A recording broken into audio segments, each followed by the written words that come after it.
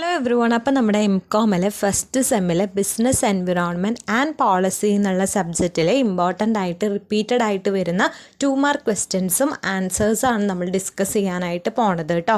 3 സെക്ഷൻസാണ് ഉണ്ടാവുക. ഒന്ന് 2 മാർക്കിൻ്റെ, ഒന്ന് 3 മാർക്കിൻ്റെ ആൻഡ് ഒന്ന് 5 മാർക്കിൻ്റെ കേട്ടോ. അപ്പോൾ നമ്മൾ ഇന്ന് പറയാനായിട്ട് പോണത് 2 മാർക്ക് ക്വസ്റ്റ്യൻസും ആൻസേഴ്സാണ്. അപ്പോൾ നമുക്ക് സ്റ്റാർട്ട് ചെയ്യാം. ഫസ്റ്റ് ക്വസ്റ്റ്യൻ എന്താ? What is monetary policy? എന്താ മോണിറ്ററി പോളിസി എന്ന് പറഞ്ഞു കഴിഞ്ഞാൽ, അതായത് നമ്മുടെ സെൻട്രൽ ബാങ്ക് ലേ ഡൗൺ ചെയ്തിട്ടുള്ള ഒരു മാക്രോ ഇക്കണോമിക് പോളിസിയാണ് എന്തെന്ന് പറയുന്നത്? മോണിറ്ററി പോളിസി എന്ന് പറയുന്നത്. നമ്മുടെ സെൻട്രൽ ബാങ്ക് ലേ ഡൗൺ ചെയ്തിട്ടുള്ള ഒരു മാക്രോ ഇക്കണോമിക് പോളിസിയാണ് എന്തെന്ന് പറയുന്നത്? മോണിറ്ററി പോളിസി എന്ന് പറയുന്നത്. മോണിറ്ററി പോളിസിയിൽ എന്തൊക്കെ ഇൻവോൾവ് ചെയ്യുന്നുണ്ട്? അതായത് നമ്മുടെ മണി സപ്ലൈ ഉണ്ടല്ലോ, ക്യാഷ് ഇൻഫ്ലോസും ക്യാഷ് ഔട്ട്ഫ്ലോസും ഒക്കെ നടക്കുന്നുണ്ടായിരിക്കില്ലേ. അപ്പോൾ ആ ഒരു മണി സപ്ലൈയുടെ മാനേജ്മെൻറ്റും അതുപോലെ തന്നെ ഇൻട്രസ്റ്റ് റേറ്റിൻ്റെ മാനേജ്മെൻ്റ് ഒക്കെ ഇൻവോൾവ് ചെയ്യുന്നതാണ് മോണിറ്ററി പോളിസി.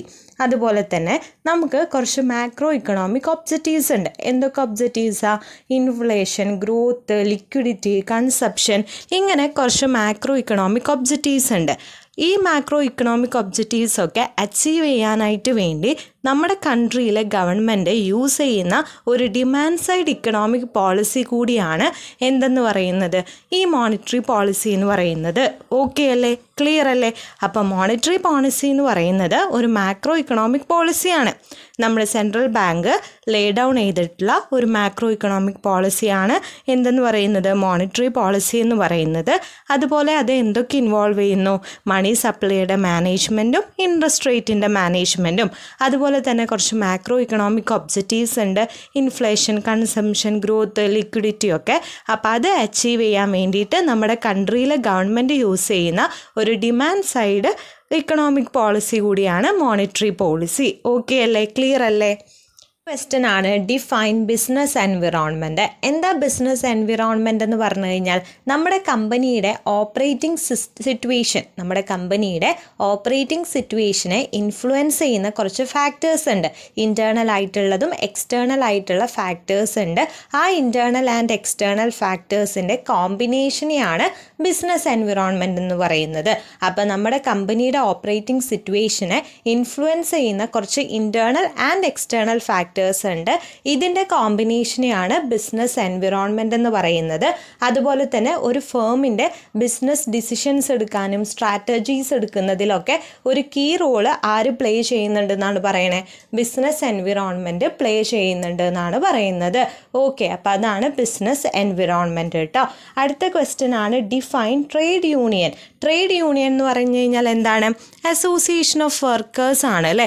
കുറച്ച് വർക്കേഴ്സ് കൂടിയിട്ട് കൂടുന്ന ഒരു അസോസിയേഷനെയാണ് നമ്മൾ ട്രേഡ് യൂണിയൻ എന്ന് വിളിക്കുന്നത്. എന്തിനു വേണ്ടിയിട്ടാണ് അവരങ്ങനെ ഒരു അസോസിയേഷൻ ഉണ്ടാക്കുന്നത്? അതായത് ഒരു ഓർഗനൈസേഷനിൽ വർക്കേഴ്സിന് കിട്ടുന്ന കുറച്ച് പ്രിവിലേജസ് ഉണ്ട് അല്ലേ. ആ പ്രിവിലേജസിനെ ഒരു ഷീൽഡ് ആക്കാൻ വേണ്ടിയിട്ട്, അല്ലെങ്കിൽ ആ പ്രിവിലേജസിനെ ഒന്ന് പ്രൊട്ടക്റ്റ് ചെയ്യാൻ വേണ്ടിയിട്ടും, അതുപോലെ തന്നെ വർക്കേഴ്സിൻ്റെ വെൽഫെയർ ഇൻക്രീസ് ചെയ്യാൻ വേണ്ടിയിട്ടൊക്കെയുള്ള അസോസിയേഷനെയാണ് നമ്മൾ ട്രേഡ് യൂണിയൻ എന്ന് പറയുന്നത്. അക്കൗണ്ടബിൾ ട്രേഡ് യൂണിയൻസ് ആർക്ക് ഫേവറബിൾ ആയിരിക്കും? വർക്കേഴ്സ്, ബിസിനസ്, സൊസൈറ്റി, ഇതിനൊക്കെ ഫേവറബിൾ ആയിരിക്കും. നെജിലൻഡ് ട്രേഡ് യൂണിയൻസ് എല്ലാത്തിനോടും ഡിറ്റർമിനൻ്റൽ ആയിരിക്കും എന്നാണ് പറയുന്നത് കേട്ടോ. അപ്പോൾ ട്രേഡ് യൂണിയൻ എന്ന് പറയുന്നത് നമ്മുടെ വർക്കേഴ്സിൻ്റെ ഒരു അസോസിയേഷനാണ്. എന്തിനു വേണ്ടിയിട്ടാണ്? അവരുടെ പ്രിവിലേജസിനെ പ്രൊട്ടക്റ്റ് ചെയ്യുന്നതിന് വേണ്ടിയിട്ടും അവരുടെ വെൽഫെയർ ഇൻക്രീസ് ചെയ്യുന്നതിന് വേണ്ടിയിട്ടൊക്കെ വർക്കേഴ്സ് കൂടുന്ന ഒരു അസോസിയേഷനെയാണ് ട്രേഡ് യൂണിയൻ എന്ന് പറയുന്നത്. ഓക്കെ അല്ലേ? ക്ലിയർ അല്ലേ? നെക്സ്റ്റ് ക്വസ്റ്റ്യൻ ആണ്, വാട്ട് ഈസ് ഇൻഫ്ലേഷൻ? ഇൻഫ്ലേഷൻ എന്ന് പറഞ്ഞു കഴിഞ്ഞാൽ എന്താണ്?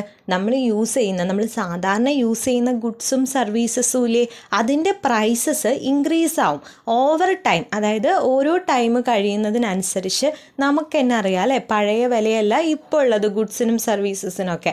അതെപ്പോഴും ഇങ്ങനെ ചേഞ്ച് ചെയ്തുകൊണ്ടിരിക്കും. അങ്ങനെ ചേഞ്ച് ചെയ്യുന്ന, അല്ലെങ്കിൽ ആ ഒരു പ്രൈസ്, ഗുഡ്സിൻ്റെയും സർവീസസിൻ്റെയും പ്രൈസിലുണ്ടാകുന്ന ആ ഒരു ഇൻക്രീസിനെ, ഓവർ ടൈമിൽ ഉണ്ടാകുന്ന ആ ഒരു ഇൻക്രീസിനെയാണ് നമ്മൾ ഇൻഫ്ലേഷൻ എന്ന് വിളിക്കുക. അതൊരു എക്കണോമിക് ടേം ടേമാണ്. അതായത് നമ്മൾ കൂടുതലായിട്ട് എന്തിനൊക്കെ സ്പെൻഡ് ചെയ്യേണ്ടതായിട്ട് വരും, നമ്മുടെ കയ്യിലുള്ള ഇൻകം എന്തിനു വേണ്ടിയിട്ട്, മണി, അല്ലെങ്കിൽ അത് എന്തിനു വേണ്ടിയിട്ട്, നമ്മൾ മിൽക്ക് മേടിക്കാനോ അല്ലെങ്കിൽ ഗ്യാസ് ടാങ്ക് ഫില്ല് ചെയ്യാനോ ഹെയർ കട്ടിനൊക്കെ വേണ്ടിയിട്ട് നമ്മൾ എന്ത് ചെയ്യേണ്ടതായിട്ട് വരും, നമ്മുടെ കോസ്റ്റ് ഓഫ് ലിവിങ് ഇൻക്രീസ് ചെയ്യും അല്ലേ. നമുക്ക് ജീവിക്കാൻ വേണ്ടിയിട്ടുള്ള കോസ്റ്റ് എന്താവും, ഇൻക്രീസ് ആവും. അതിനെയാണ് എന്തെന്ന് പറയുന്നത്, ഇൻഫ്ലേഷൻ എന്ന് പറയുന്നത്. ഓക്കെ, അടുത്തതാണ് what do you mean by budget. Budget എന്ന് പറഞ്ഞു കഴിഞ്ഞാൽ എന്താണ്, അതായത് അതൊരു ഡിഫൈൻഡ് പീരീഡിലേക്കുള്ള ഒരു ഫിനാൻഷ്യൽ ആയിട്ടുള്ള ഒരു പ്ലാൻ ആയിരിക്കും. അതായത് ഇപ്പോൾ നമ്മുടെ മാർച്ച് 31 തൊട്ടിട്ട് ഏപ്രിൽ 1 വരെയുള്ള ആ ഒരു ഫിനാൻഷ്യൽ ഇയർ അല്ലേ, ആ ഒരു ഫിനാൻഷ്യൽ ഇയറിൽ നമുക്ക് എന്തൊക്കെ ഇൻകം വരും, നമുക്ക് എന്തൊക്കെ എക്സ്പെൻസസ് വരും, നമുക്ക് എക്സ്പെക്റ്റ് ചെയ്യാനായിട്ടേ പറ്റുള്ളൂ. നമുക്ക് നേരത്തെ കൂട്ടി അറിയില്ല, പക്ഷെ നമ്മൾ ഏകദേശം ഒരു ഇതിൽ ഇത്ര ഇൻകം വരാം, ഇത്ര എക്സ്പെൻസസ് വരാം എന്ന് പറയുന്ന ആ ഒരു ഫിനാൻഷ്യൽ പ്ലാൻ, ആ ഒരു ഔട്ട്ലൈനെയാണ് ബഡ്ജറ്റ് എന്ന് വിളിക്കുന്നത്. ഒരു ഡെഫിനേറ്റ് പീരീഡിൽ നമ്മൾ എക്സ്പെക്റ്റ് ചെയ്യുന്ന ഇൻകം, എക്സ്പെൻസസ്, അതിൻ്റെ എല്ലാം ഔട്ട്ലൈൻ ആയിട്ടുള്ള ആ ഒരു ഫിനാൻഷ്യൽ പ്ലാനെയാണ് ബഡ്ജറ്റ് എന്ന് പറയുന്നത്. നമ്മുടെ കൺട്രിക്ക് ഒരു ബഡ്ജറ്റ് ഉണ്ട് അല്ലേ, നമ്മുടെ കൺട്രിക്കും ഒരു ബഡ്ജറ്റ് ഉണ്ട്. അപ്പം നമ്മുടെ കൺട്രിയുടെ ബഡ്ജറ്റ് ആരാണ്, എത്ര ടാക്സസ് വേണം, എത്ര ഗവൺമെൻറ് അക്കൗണ്ട്സ് ഉണ്ട്, എക്സ്പെൻഡിച്ചേഴ്സ് ഉണ്ട്, ഇതൊക്കെ പ്രിപ്പയർ ചെയ്യുന്നത് ഗവൺമെൻറ് മിനിസ്റ്റേഴ്സ് ആയിരിക്കും. കൺസോൾഡേറ്റ് ചെയ്യുന്നത് ആരായിരിക്കും, മിനിസ്ട്രി ഓഫ് ഫിനാൻസ് ആയിരിക്കും കേട്ടോ. അത് നമ്മുടെ കൺട്രിയുടെ ബഡ്ജറ്റിൻ്റെ കാര്യമാണ്. ഓക്കെ അല്ലേ, ക്ലിയർ അല്ലേ? അടുത്ത ക്വസ്റ്റ്യൻ ആണ് വാട്ട് ഈസ് ക്യാപിറ്റലിസം. ക്യാപിറ്റലിസം എന്ന് പറഞ്ഞു കഴിഞ്ഞാൽ എന്താണ്, അതൊരു ഇക്കണോമിക് ആൻഡ് പൊളിറ്റിക്കൽ സിസ്റ്റം ആണ്. എന്താണ് ക്യാപിറ്റലിസം എന്ന് പറയുന്നത്, ഒരു ഇക്കണോമിക് ആൻഡ് പൊളിറ്റിക്കൽ സിസ്റ്റമാണ്. ഇവിടെ ട്രേഡ് ആയിക്കോട്ടെ, ഇൻഡസ്ട്രി ആയിക്കോട്ടെ, എല്ലാം കൺട്രോൾ ചെയ്യുന്നത് ആരായിരിക്കും, പ്രൈവറ്റ് ഓണേഴ്സ് ആയിരിക്കും. അവർക്ക് പ്രോഫിറ്റിന് വേണ്ടിയിട്ട് അവർ ട്രേഡും ഇൻഡസ്ട്രിയും ഒക്കെ കൺട്രോൾ ചെയ്യുന്ന ആ ഒരു ഇക്കണോമിക് ആൻഡ് പൊളിറ്റിക്കൽ സിസ്റ്റത്തിനെയാണ് ക്യാപിറ്റലിസം എന്ന് പറയുന്നത്. നമ്മുടെ ഫാക്ടേഴ്സ് ഓഫ് പ്രൊഡക്ഷൻ ഇല്ലേ, labour, capital goods, natural resource, ഇതൊക്കെ കൺട്രോൾ ചെയ്യുന്നതും റെഗുലേറ്റ് ചെയ്യുന്നത് ആരായിരിക്കും, പ്രൈവറ്റ് ഓണേഴ്സ് ആയിരിക്കും. പ്രോഫിറ്റിന് വേണ്ടിയിട്ട് പ്രൈവറ്റ് ഓണേഴ്സ് കൺട്രോൾ ചെയ്യുന്നതിനെയാണ്, ആ ഒരു ഇക്കണോമിക് ആൻഡ് പൊളിറ്റിക്കൽ സിസ്റ്റത്തിനെയാണ് എന്തെന്ന് പറയുന്നത്, ക്യാപിറ്റലിസം എന്ന് പറയുന്നത്. ഓക്കെ, നെക്സ്റ്റ് ക്വസ്റ്റ്യൻ ആണ് വാട്ട് ഈസ് ഫെമ. ഫെമ എന്ന് പറഞ്ഞു കഴിഞ്ഞാൽ എന്താണ്, ഫെമ എന്ന് പറഞ്ഞു കഴിഞ്ഞാൽ ഫോറിൻ എക്സ്ചേഞ്ച് മാനേജ്മെൻറ്റ് ആക്ട് ആണ് അല്ലേ. ഒരു ആക്റ്റാണ് ഇൻട്രൊഡ്യൂസ് ചെയ്തത് ഏത് ഇയറിലാണ്, 1999. അപ്പോൾ 1999 ഇൻട്രൊഡ്യൂസ് ചെയ്തിരിക്കുന്ന ഒരു ആക്റ്റാണ് ഫോറിൻ എക്സ്ചേഞ്ച് മാനേജ്മെൻറ്റ് ആക്ട്. ഈ ഒരു ആക്ട് എന്ന് പറയുന്നത് വേറൊരു ആക്ടിൻ്റെ റീപ്ലേസ്മെൻ്റ് ആണ്, വേറൊരു ആക്ടിന് പകരം വന്നിട്ടുള്ള ഒരു ആക്റ്റാണ് ഫെമ.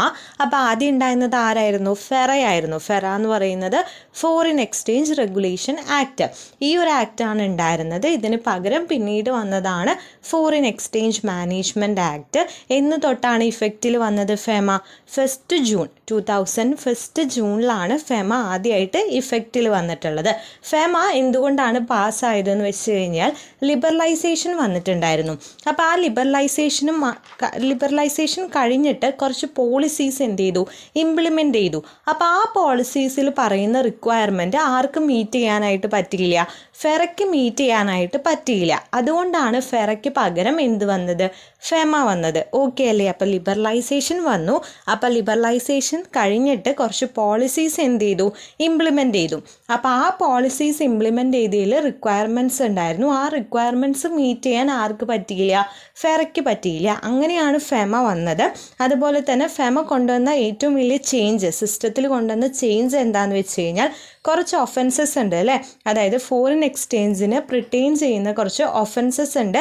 അതിനെ എന്തായിട്ടാണ് കണ്ടിരുന്നത്, ക്രിമിനൽ ഒഫൻസസ് ആയിട്ടാണ് കണ്ടിരുന്നത്. ഫെറ ആയിരുന്നപ്പോൾ ക്രിമിനൽ ഒഫൻസസ് ആയിട്ടാണ് എന്തിനെ ട്രീറ്റ് ചെയ്തത്, നമ്മുടെ ഫോറിൻ എക്സ്ചേഞ്ചായി ബന്ധപ്പെട്ടിട്ടുള്ള ഒഫൻസുകളെ ട്രീറ്റ് ചെയ്തത്. എന്നാൽ ഫെമ വന്നോടുകൂടി എന്ത് ചേഞ്ച് കൊണ്ടുവന്നു, ഈ ഫോറിൻ എക്സ്ചേഞ്ച് ആയിട്ടുള്ള ഒഫൻസുകളെ, പ്രിറ്റെയിൻ ചെയ്യുന്ന ഒഫൻസുകളെ സിവിൽ ഒഫൻസസ് ആയിട്ട് കാണാനായിട്ട് തുടങ്ങി. അതാണ് മെയിനായിട്ട് ഫെമ വന്നപ്പോൾ ഉണ്ടായ ചേഞ്ച് എന്ന് പറയുന്നത്. ഓക്കെ അല്ലേ? അപ്പോൾ ഫെറയ്ക്ക് പകരം വന്ന ഒരു ആക്റ്റാണ് എന്തെന്ന് പറയുന്നത്, ഫെമ എന്ന് പറയുന്നത്. എന്തുകൊണ്ടാണ് 2000 ജൂൺ 1 അത് എഫക്റ്റിൽ വന്നത്, എന്തുകൊണ്ടാണ് അത് വന്നതിൻ്റെ കാരണം ലിബറലൈസേഷൻ വന്നപ്പോൾ പോളിസീസിൽ കുറച്ച് ഇംപ്ലിമെൻറ്റേഷൻ കൊണ്ടുവന്നു, കുറച്ച് പോളിസീസ് കൊണ്ടുവന്നു. ആ പോളിസീസിലെ റിക്വയർമെൻറ്റ്സ് ആർക്കും മീറ്റ് ചെയ്യാനായിട്ട് പറ്റിയില്ല, ഫെറയ്ക്ക് മീറ്റ് ചെയ്യാനായിട്ട് പറ്റില്ല. അങ്ങനെയാണ് ഫെമേനെ ഇൻട്രൊഡ്യൂസ് ചെയ്യുന്നത്.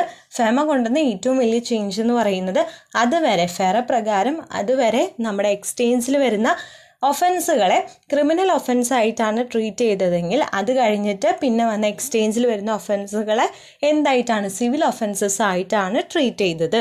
ഓക്കെ അല്ലേ, ക്ലിയർ അല്ലേ? ഫെമ ക്ലിയർ ആയില്ലേ? നെക്സ്റ്റ് ക്വസ്റ്റ്യൻ ആണ്, what do you understand by cryptocurrency? Cryptocurrency എന്ന് പറയുന്നത് എന്താണ്? ഒരു ഡിജിറ്റ് അസറ്റാണ്. ക്രിപ്റ്റോ കറൻസി എന്താണ്? ഒരു ഡിജിറ്റ് അസറ്റാണ്. എന്തിനു വേണ്ടിയിട്ട് അത് ഡിസൈൻ ചെയ്തിരിക്കുന്നത്? അതായത് എക്സ്ചേഞ്ച് നടക്കുമ്പോൾ ഒരു മീഡിയമായിട്ട് വർക്ക് ചെയ്യുന്ന ഒരു ഡിജിറ്റ് അസറ്റാണ് എന്തെന്ന് പറയുന്നത്? ക്രിപ്റ്റോ കറൻസി എന്ന് പറയുന്നത്. എക്സ്ചേഞ്ച് നടക്കുമ്പോൾ ഒരു മീഡിയമായിട്ട് വർക്ക് ചെയ്യുന്ന ഡിജിറ്റ് അസറ്റാണ് എന്ത്? Crypto currency. അത് എന്താണ് യൂസ് ചെയ്യണത്? സ്ട്രോങ് ആയിട്ടുള്ള ക്രിപ്റ്റോഗ്രഫി യൂസ് ചെയ്യുന്നുണ്ട്. എന്തിനു വേണ്ടിയിട്ടാണ്? ഫിനാൻഷ്യൽ ട്രാൻസാക്ഷൻസ് സെക്യൂർ ചെയ്യാൻ വേണ്ടിയിട്ട്, അതുപോലെ തന്നെ അഡീഷണൽ യൂണിറ്റ്സിൻ്റെ ക്രിയേഷൻസ് കൺട്രോൾ ചെയ്യാൻ വേണ്ടിയിട്ട്, ട്രാൻസ്ഫർ ഓഫ് അസറ്റ്സ് വെരിഫൈ ചെയ്യാൻ വേണ്ടിയിട്ട്. അപ്പോൾ ക്രിപ്റ്റോ കറൻസി എന്ന് പറയുന്നത് എക്സ്ചേഞ്ച് നടക്കുമ്പോൾ അവിടെ ഒരു മീഡിയമായിട്ട് വർക്ക് ചെയ്യുന്ന ഒരു ഡിജിറ്റ് അസറ്റാണ് ക്രിപ്റ്റോ കറൻസി. എന്തിനു വേണ്ടിയിട്ടാണ് യൂസ് ചെയ്യുന്നത്? ക്രിപ്റ്റോ കറൻസി ഒരു സ്ട്രോങ് ആയിട്ടുള്ള ക്രിപ്റ്റോഗ്രഫി യൂസ് ചെയ്യുന്നുണ്ട്. അത് ഫിനാൻഷ്യൽ ട്രാൻസാക്ഷൻസ് സെക്യൂർ ചെയ്യാൻ വേണ്ടിയിട്ടും അഡീഷണൽ യൂണിറ്റ്സിൻ്റെ ക്രിയേഷൻസ് കൺട്രോൾ ചെയ്യാൻ വേണ്ടിയിട്ടും അതുപോലെ തന്നെ ട്രാൻസ്ഫർ ഓഫ് അസറ്റ്സ് വെരിഫൈ ചെയ്യാനൊക്കെ വേണ്ടിയിട്ടാണ്. അടുത്തതാണ്, what do you mean by poverty? Poverty എന്ന് പറയുന്നത് ഒരു സിറ്റുവേഷൻ ആണ് അല്ലേ. അതായത് നമുക്ക് ഓരോ ഹ്യൂമൻ ബീയിങ്സിനും കുറച്ച് ബേസിക് നെസസിറ്റീസ് ഉണ്ട്. നമുക്ക് ജീവിക്കണം എന്നുണ്ടെങ്കിൽ കുറച്ച് ബേസിക് ആയിട്ടുള്ള നെസസിറ്റീസ് ഉണ്ട്. ആ ബേസിക് നെസസിറ്റീസ് എപ്പോഴാണോ ഓരോ ആളുകൾക്കും മീറ്റ് ചെയ്യാനായിട്ട് പറ്റാത്തത്, ആ ഒരു സിറ്റുവേഷനെയാണ് നമ്മൾ പോവർട്ടി എന്ന് വിളിക്കുക. അതായത് നമുക്ക് ഫുഡ്, ഷെൽട്ടർ, ക്ലോത്ത്സ്, ഇതൊക്കെയല്ലേ നമ്മുടെ ബേസിക് നെസസിറ്റീസ്. ഇതൊന്നും ആഡിക്വേറ്റ് ആയിട്ട് ഇല്ല, ഇൻആഡിക്വൻസി വന്നു എന്ന് വിചാരിക്കുക. ആ ഒരു സിറ്റുവേഷനെയാണ് പോവർട്ടി എന്ന് പറയുന്നത്.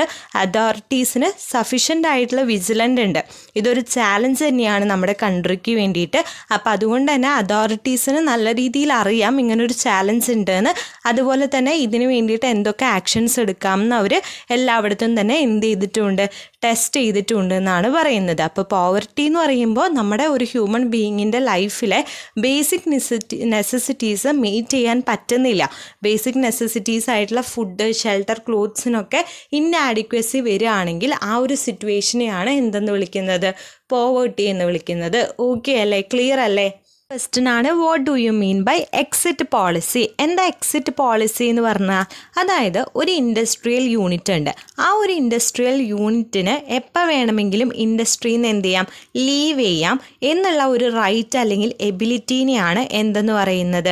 എക്സിറ്റ് പോളിസി എന്ന് പറയുന്നത്. ഒരു ഇൻഡസ്ട്രിയൽ യൂണിറ്റിന് എപ്പോൾ വേണമെങ്കിലും ഒരു ഇൻഡസ്ട്രിയിൽ നിന്ന് വിഡ്രോ ചെയ്യാം, അല്ലെങ്കിൽ ലീവ് ചെയ്യാം, അല്ലെങ്കിൽ ക്ലോസ് ഡൗൺ ചെയ്യാനുള്ള ആ ഒരു എബിലിറ്റി അല്ലെങ്കിൽ റൈറ്റിനെയാണ് എക്സിറ്റ് പോളിസി എന്ന് പറയുന്നത്. ഈ ഒരു എക്സിറ്റ് പോളിസിക്കുള്ള ആ ഒരു പ്രപ്പോസൽ ഇൻട്രൊഡ്യൂസ് ചെയ്യുന്നത് എന്നാണ് 1991 ഫസ്റ്റായിട്ട് മൂട്ട് ചെയ്യുന്നത്. അതെന്തിനു വേണ്ടിയിട്ടാണ്? അങ്ങനെ ഒരു ഫ്ലെക്സിബിലിറ്റി ഇല്ല. അതായത് ഇങ്ങനെ ഈ ഒരു ലീവ് ചെയ്യുന്നത് അല്ലെങ്കിൽ ക്ലോസ് ഡൗൺ ചെയ്യുന്നതിന് നമ്മുടെ ലേബർ മാർക്കറ്റിൻ്റെ ഫ്ലെക്സിബിലിറ്റി എന്നാണ് പറയുന്നത്. അപ്പോൾ അങ്ങനെ ഒരു ലേബർ മാർക്കറ്റ് ഫ്ലെക്സിബിലിറ്റി ഇല്ലെങ്കിൽ നമുക്ക് എഫിഷ്യൻ്റായിട്ട് ഇൻഡസ്ട്രിയലൈസേഷൻ പറ്റില്ല. അത് കുറച്ചുകൂടി ഡിഫിക്കൽട്ടായിരിക്കും അച്ചീവ് ചെയ്യാമെന്ന് തോന്നിയതുകൊണ്ടാണ് ഈ ഒരു എക്സിറ്റ് പോളിസി എന്ത് ചെയ്യുന്നത്? ഇൻട്രൊഡ്യൂസ് ചെയ്യുന്നത്. അപ്പോൾ എക്സിറ്റ് പോളിസി എന്ന് പറഞ്ഞാൽ മെയിനായിട്ട് ഒരു ഇൻഡസ്ട്രിയൽ യൂണിറ്റിന് ഇൻഡസ്ട്രിയിൽ നിന്ന് വിഡ്രോ ചെയ്യാം, അല്ലെങ്കിൽ ലീവ് ചെയ്യാം, അല്ലെങ്കിൽ ക്ലോസ് ഡൗൺ ചെയ്യാനായിട്ടുള്ള റൈറ്റ് അല്ലെങ്കിൽ എബിലിറ്റിനെയാണ് എക്സിറ്റ് പോളിസി എന്ന് വിളിക്കുന്നത് കേട്ടോ. അപ്പോൾ എക്സിറ്റ് പോളിസി ഓക്കെ അല്ലേ, ക്ലിയർ അല്ലേ? അപ്പോൾ ഇത്രേ പറഞ്ഞ ക്വസ്റ്റ്യൻസ് നിങ്ങൾക്ക് ഓക്കെ ആണ്, ക്ലിയർ ആയെന്ന് വിചാരിക്കുന്നു. ഈ ഒരു വീഡിയോ യൂസ്ഫുൾ ആയെന്ന് വിചാരിക്കുന്നു. ഈ ഒരു വീഡിയോ യൂസ്ഫുൾ ആയിട്ടുണ്ട്. ഇനി ഇതുപോലത്തെ ഇമ്പോർട്ടൻറ്റ് വീഡിയോസ് കിട്ടണമെന്നുണ്ട്. നമ്മുടെ ചാനൽ ഇതുവരെ സബ്സ്ക്രൈബ് ചെയ്തിട്ടില്ല എന്നുണ്ടെങ്കിൽ ജസ്റ്റ് ഒന്ന് സബ്സ്ക്രൈബ് ചെയ്തേക്കുക. പിന്നെ നിങ്ങൾക്ക് എന്തെങ്കിലും ഡൗട്ടോ സജഷൻസോ ഉണ്ടെങ്കിൽ കമൻറ്റ് ബോക്സിൽ കമൻറ്റ് ചെയ്യുക. ഇതിൻ്റെ നോട്ട്സൊക്കെ നമ്മുടെ ടെലിഗ്രാം ഗ്രൂപ്പിൽ നമ്മൾ കൊടുക്കുന്നുണ്ട്. അതിൽ ജോയിൻ ചെയ്യാത്തവരുണ്ടെങ്കിൽ ഡിസ്ക്രിപ്ഷനിൽ ലിങ്ക് കൊടുക്കാം. അതിലും ജസ്റ്റ് ഒന്ന് ജോയിൻ ചെയ്യാം കേട്ടോ.